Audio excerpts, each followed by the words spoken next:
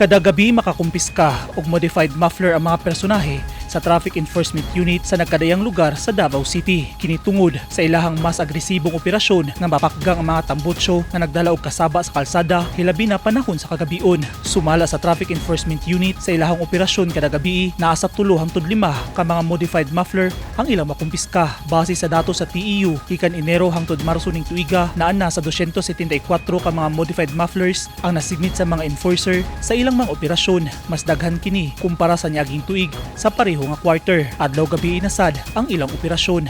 Nanganti si Police Lieutenant Colonel Christian Antonio Garcia, hepe sa TEU, nga mas paistriktuhon pa ang pag-implementa sa Muffler Regulation Ordinance sa Davao City sugod karong bulan sa Hunyo ning tuiga. Tingwa niini nga mabalanse ang kagustuhan sa mga motorista ug ang kayuhan sa publiko. Lakip na ang pagkontrol sa kasaba sa kadalanan sa syudad. Giklaro ni Garcia nga gitugutan ang paggamit sa mga aftermarket mufflers apan kinahanglan kining mosunod sa standard sa Land Transportation Office kun LTO, hilabi na sa gikatakda nga maximum noise limit nga 99 hangtod 100 decibels. Kaning aftermarket actually kana mo na siyang mga gipangbaligya sa atong mga negosyante, no, dili na siya original. So kanang mga dili mga original, as long as nga dili siya mo create og kasaba sa ato ang pandungog, ato na siyang gi-allowed. Gitugutan man ang ubang modification pero gibawal gihapon ang mga illegal mufflers sama sa kalkal, bora-bora, open pipe o drag pipe, ingon man ang ubang klase nga dili compliant sa balaod.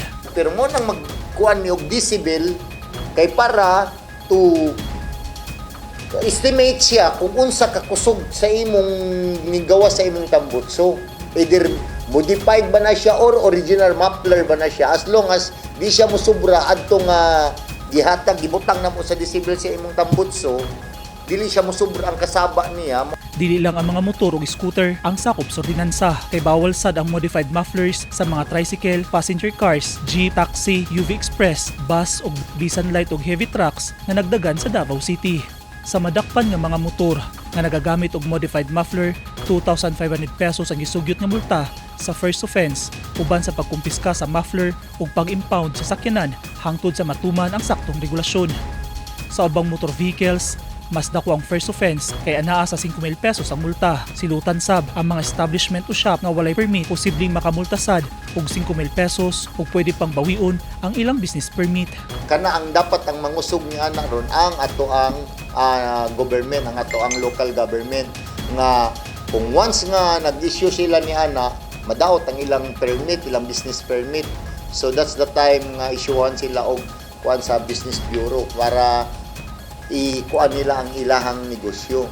Sa karon, tulo pa lang ang decibel meter na napalit sa Traffic Enforcement Unit ug nang hinaot nga badugangan pa kini. Sanglit dako kining tabang sa ilang operasyon aron masiguro nga husto ug patas ang pagpatuman sa ordinansa. Ang atong basis ani is kining city ordinance ni Councilor Acosta ug kaning noise pollution. Mao ni dirita nag-base ani ang atong pagpanakop. Kahinumduman na naaprubahan ang Muffler Regulation Ordinance nitong Marso ning tuiga, di nagulat na lang nga mapirmahan kini ni Mayor Sebastian Baste Duterte. Eugene Hinutan, Newsline Philippines. Stay safe.